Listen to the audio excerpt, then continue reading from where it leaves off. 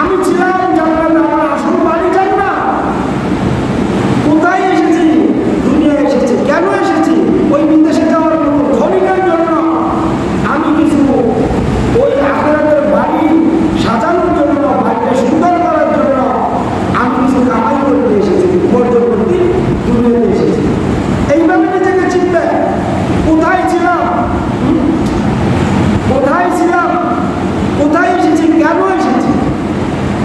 কোথায় আমার ঠিকানা? কোথায় যাবো? আমার বাবা আল্লাহর কাছে দেখা করে হিসাব দিয়ে আমার বাড়িতে যাওয়া লাগবে। ঠিক না? এই জন্য আমাকে বললেন আল কাইয়িস মান কানা নাফসাহু ওয়া আমিলা বিমা বা'দাল মাউত। ও দুনিয়ার মানুষ, তোমরা ব্যারিস্টারকে বুদ্ধিমান মনে করছো, ছেলে বিদেশে পাঠাইছে লেখাপড়া শিখতে, তাকে তোমরা বুদ্ধিমান মনে করো।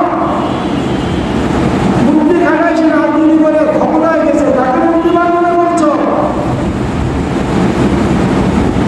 আমি তো বলছি না, বুদ্ধিমান ওই ব্যক্তি যে নিজেকে চিনি। ও আমিলা বিমা বা'দাল মাউত। মৃত্যুর পরে যে আমলটা কাজে আসবে, যে আমলটা উপকার হবে, সেই আমল করে সে হলো, আমি নবী বলছি, সে হলো বুদ্ধিমান। কিন্তু বুদ্ধিমান আল্লাহ তাআলা আমাদের নবী বলা অনুযায়ী প্রত্যেক বুদ্ধিমান হওয়ার তৌফিক দান করুন। সারা দুনিয়ার মধ্যে আজ মুসলমানরা নির্যাতিত। নবীজি বলে গেছেন 1400 বছর আগে, আজ থেকে 1450 বছর আগে।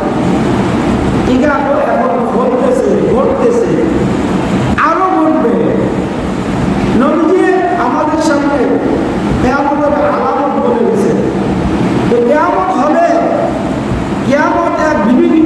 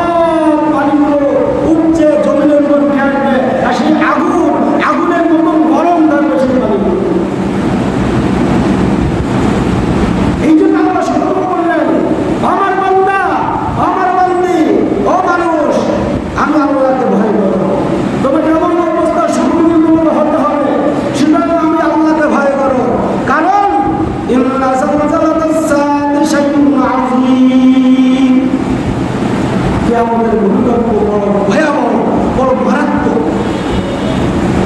আল্লাহ কেমন মারাত্মক একটি বর্ণনা দিন। আল্লাহ পরের আয়াতে সূরা হয়তো দ্বিতীয় আয়াতে তারা বলতেছে ইয়াউমা তারাউনাহা তাযহালু কুল্লু মুরদিআতিন আম্মা আরযাত ওয়া তাযাউ কুল্লু যাতি হামলিন হামলাহা ওয়া তারান নাসা সুকারা ওয়া মা হুম বিসুকারা ওয়ালাকিন্না আযাবাল্লাহি শাদীদ। হে আমার বান্দা বান্দি, সেই ভয়াবহ অবস্থা কেমন হবে জানো? সেই ভূমিকম্পের পর মানুষের অবস্থা কেমন হবে জানো? ইয়াউমা তারাউনাহা তাযহালু কুল্লু মুরদিআতিন আম্মা আরযাত। দুধের বাচ্চাকে মা দুধ পান করাইতেছে, আর এই ভূমিকম্পের আওয়াজ পেয়ে মা তার কোলের সন্তানকে ছুঁড়ে ফেলেছে। ভয়ে, আতঙ্কে, এমন আতঙ্ক সৃষ্টি হবে, বিরাজ করবে। একটা দুধের বাচ্চাকে তার মা কোনো অবস্থাকে ফেলে দেয়। দুধের মধ্যে এমন ঘটনা ঘটেছে, একবার পেপারে দেখছিলাম এক যুবক স্বামী স্ত্রী যাইতেছে চাঁদপুরে বা কোলাউড়ি, লঞ্চে যাইতেছে, একটা বাচ্চা হয়েছে কেবল, গার্মেন্টসে চাকরি করে, বাচ্চাটা কোলে নিয়ে ঘোরাঘুরি করতেছে তো লঞ্চের সাথে বসে, কেমন যেন হাত থেকে ছুটে বাচ্চাটা মন্দিরে পড়ে গেছে। এখন বাচ্চা কি ওরা উদ্ধার করতে পারবে? পারবে? মা জানে আমার বাচ্চাকে উদ্ধার করতে পারবো, এরপরও মা ওই নদীতে নামছে। সন্তানও পায় নাই, মাকেও পায় নাই। পরের দিন 4 নম্বর ওই লঞ্চটা ওদিকে ভাইসা গেছে, মা সন্তানের লাশ পাওয়া গেছে। একটা মা তার সন্তানকে কখন পৃথিবীকে মারতে পারে? পৃথিবীতে এমন অবস্থার সৃষ্টি হয় না। যতই কষ্ট একটা মা তার দুধের বাচ্চাকে ফেলে দিবে, এমন অবস্থা পৃথিবীতে সৃষ্টি হয় না। আল্লাহ বলতেছেন কিয়ামতের ভয়ঙ্কর অবস্থা এমন বিরাজ করবে, মা তার দুধের সন্তানকে ছুঁড়ে মেরে ধরবে, পাগলের করবে। وتذر كل ذات حمل حملها। প্রত্যেক গর্ভবতী মা ভয়ের কারণে তার গর্ভপাত হয়ে যাবে অকালে। এত ভয় হবে যে অকালে তার পেটের সন্তান মৃত্যু করে ফেলবে। وترى الناس سكارى। আল্লাহ বলতেছেন ও মানুষ, সেদিন দেখবা তোমরা সকল ময়দানে মাঝখানে মানুষগুলো মাতালের মতন দৌড়াইতেছে। কিসের মতো? মাতালের মতো। ওমা হুম বিসুকারা। আসলে তারা মাতাল নয়, আসলে তারা কি নয়? মাতাল না, কিন্তু মাতালের মতন ছোটাছুটি করছে। কেন? ওমা হুম বিসুকারা। মূলত তারা মাতাল নয়, ওয়ালাকিন্না আযাবাল্লাহি শাদীদ। আল্লাহ তাআলার আযাব এত ভয়ঙ্কর, ওইটা দেখে মানুষ মাতালের মতো হয়ে গেছে। মানুষ কি হয়ে গেছে? মাতালের মতো হয়ে গেছে।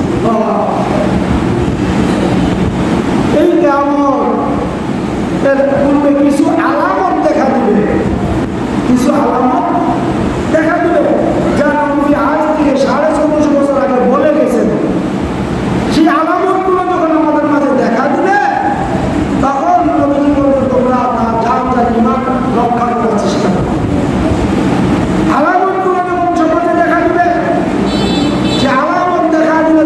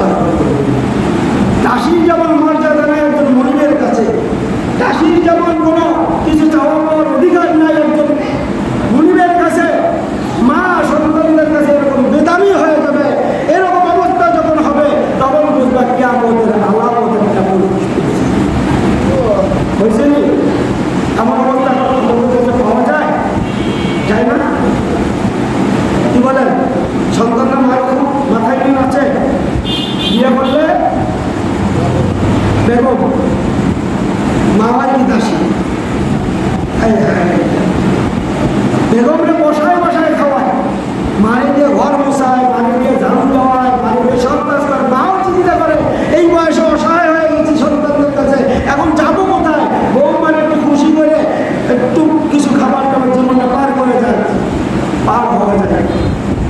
ও সন্তান, তোমার জীবন ধ্বংস হয়ে যাবে। ও সন্তান, তোমার জীবন শেষ হয়ে যাবে, তোমার জীবন বরবাদ হয়ে যাবে, তোমার দুনিয়া আখের বরবাদ হয়ে যাবে, আখিরাতে বরবাদ হয়ে যাবে। তোমার মা তোমাকে তোমার জন্য যে কষ্ট করেছে আল্লাহ তাআলা তার বর্ণনা নিজে দিয়েছেন। হামালাতু উম্মুহু কুরহা ওয়া যাতুহু কুরহা। কি বলছে? দুনিয়ার সন্তানরা, তোমার মা তোমাকে গর্ভধারণ করে অনেক কষ্ট করেছে। ঠিক আছে, যারা বিবাহ করেন নাই আরো হয়তো বুঝবেন কম, যারা বিবাহ শাদী করেছেন তারা একটু বুঝবেন ভালো। সন্তান যদি হয়ে থাকে, যখন আপনি বর্তমান মায়ের গর্ভে এসেছেন, মা ভালো কিছু খেতে পারে নাই। আপনারা যারা বিবাহ করছেন দেখবেন সব কিছুর ভিতরে গন্ধ লাগে, বমি আসে, পেট ভরে কিছু ভালো খাবার খেতে পারে নাই। যখন পেটে পেটে একটু বড় হয়েছেন, মা ঠিক মতন ঘুমাতে পারে নাই, কাল থেকে ঘুমানি ব্যথা করে, শীত হয়ে ঘুমানিটা ব্যথা করে, আর উপর হয়তো ঘুমানোর কোনো সুযোগ নাই। কখনো উঠে বসে বসে কাঁদছে, কখনো গভীর রাত্রে ব্যথার কারণে উঠে বসে রয়েছে, কখনো শুয়েছে গাইতে, ভালো ঘুমাতে পারে না। ও সন্তান, আল্লাহ বলছেন হামালাতু উম্মুহু কুরহা, তোমার মা তোমাকে বড় কষ্ট করে পেটে ধারণ করেছে। ও যাতুহু কুরহা, যখন গর্ভপাত করেছেন মারাত্মক কষ্ট পেয়েছেন, কষ্ট করেছেন। মা যখন অপারেশন থিয়েটারে উঠাইছে, স্বামী তোমার বাবার হাত ধরে সে কেঁদে ফেলেছিল, স্বামী আমাকে বিদায় দিয়ে দাও, হয়তো অপারেশন থিয়েটার থেকে ফিরে আসতেও পারি, নাও আসতে পারি, আমাকে মাফ করে দিও। এই হলো মা। আর তুমি বেগম সাহেবকে পাইলে মারে দাসী বানাইছো। আল্লাহ বলেন বলতো ওয়ালা তানহারুমা আকুল্লাহুমা কাওলান কারীমা। খুব শব্দ ব্যবহার করা যাবে না। তুমি এমন আচরণ করো না, আমি সাধারণ আচরণ করো না যাতে মা খুব শব্দ ব্যবহার করে। মুফাসসিরিন লিখেছেন, তুমি মাকে গালি দাও নাই, মারো নাই, তুমি প্রচন্ড রোদের ভিতরে টিনের উপরে কাজ করতেছো, মা দেখে কষ্ট করছে, আরে আমার ছোট এত কষ্ট করতেছে, বলছে এটাও যেন না হয়, এটাও যেন না হয়, এটাও নিষেধ। আর মাকে দাসী বানাইছে। তুমি বললেন এই আলামতটা যখন দেখা দেবে, বুঝবেন কি আমাদের একটা আলামত কাজ হয়েছে। আল্লাহ আমাদের রব্বাতা 2 নম্বর একটা ব্যাখ্যা আছে, দাসীর ছেলেরা, অযোগ্য ছেলেরা দেশের রাজা হবে, ক্ষমতাধর ব্যক্তি হবে। যারা একদম অযোগ্য তার একটা প্রমাণ আমরা বিভিন্ন দেশে পাই। এই আমাদের পার্শ্ববর্তী ভারত বড় একটা দেশ, এই দেশের প্রধানমন্ত্রী এর কম শিক্ষিত, এবার একটা কিসের এরকম শোনা যায় তিনি চা দোকানদার ছিলেন। কি ছিলেন?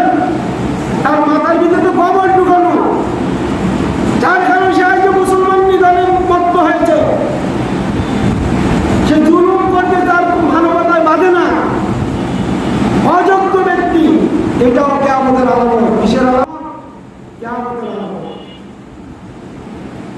ওয়ান্তারাল হুফাতাল উনাতা ইয়া শায়াতাতাবালুনা ফিল বুনিয়ান। নবীজি আরেকটা আলামত বললেন, তার মনে থাকবে আলামত। আমার দ্বারা যেন আলামত না হয়, যুবক ভাইরা, আমার দ্বারা যেন আলামত প্রকাশ না পায়, আমার মাকে যেন আমি মায়ের মর্যাদা দিতে পারি, মায়ের মতন মায়ের মুকুট করাইতে পারি, মাকে আর কষ্ট দিব না। আমার স্ত্রী যদি আমার কথা না মানে, আমি কাজের বুয়া দিয়ে কাজ করবো, মাকে এই দায়িত্ব দেবো না। ঠিক না? মা যেন হাত তুলে দোয়া করে, রব্বির দোয়া করতে থাকে, আল্লাহ আমার সন্তানকে তুমি এরকম বড় বড় সন্তান সুস্থ রাখো, সন্তানকে ভালো করো। মায়ের দোয়া বুলেটের থেকেও মারাত্মক। বুলেটে আপনার জীবন হরণ করে, মায়ের বন্ধ আপনার দুনিয়া আখিরাত বন্ধ করে। মায়ের শব্দে আপনার দুনিয়া যাবে, আখিরাতও যাবে। ঠিক না? অন্তরাল হুফাতাল উনাতা ইয়া শায়াতাতাবালুনা ফিল বুনিয়ান। আরেকটা আলামত বললেন, একদম অযোগ্য, খাইতে পাইতো না, গরিব মানুষ, বকরির রাখার ছিল, পায়ে জুতো দেওয়ার ক্ষমতা ছিল না, অর্থ ছিল না, শরীরে কাপড় পরার ব্যবস্থা ছিল না। এমন এমন মানুষকে আল্লাহ তাআলা দুনিয়ার মধ্যে এমন অবস্থায় তারা লম্বা লম্বা উঁচু উঁচু বিল্ডিং বানাবে, বড় বড় বিল্ডিং বানাবে। শিক্ষিত লোকদের তাদের কাছে কোনো দাম থাকবে না, শিক্ষিত লোকরা এই মূর্খ লোকরা পিছ পিছ ঘুরবে, বড় বড় যোগ্য অজ্ঞ ব্যক্তিরা এই এই অশিক্ষিত মূর্খ লোকটা পিছনে পিছনে ঘুরবে। এই অবস্থা যখন তোমাদের মাঝে হবে, করবে এটা আমাদের মারাত্মক আলাদা। আজ বিভিন্ন দেশে তাই একজন হক্কানি আলেম যার মর্যাদা কত বেশি, একটা মূর্খ চেয়ারম্যান যদি তার থাপ্পড় দেয়, একটা মূর্খ নেতা যদি তার থাপ্পড় দেয়, কিসের আলামত হবে বলেন? আমার এলাকার আমার ইউনিয়নের চেয়ারম্যান সাহেব আমার সম্পর্কে কাজা লাগে, উনি নিজের নামটাও লিখতে পারেন, নিজের নামটাও লিখতে পারেন। ইতিপূর্বে ছিল, এখন চেয়ারম্যান আছে, ঢাকা দিয়ে আছে, নামটাও লিখতে পারে না। কত আলেম যে তার হাতে থাপ্পড় খেয়েছে, কত শিক্ষিত ব্যক্তিরা তার হাতে থাপ্পড় খেয়েছে। কিসের আলামত? কিয়ামতের আলামত। আজকে এই পর্যন্ত আগামী দিন পরে এটা আমরা আরো কিছু আলামত শুনবো। কিয়ামতের আলামত এখন প্রকাশ পাচ্ছে, আরো কিছু আছে বড় বড় আলামত যেটা প্রকাশ পাবে, সময় এসে গেছে। আল্লাহ তাআলা আমাদের সকলকে এই সব কথাগুলো দ্বারা উপদেশ অর্জন করার আগে প্রস্তুতি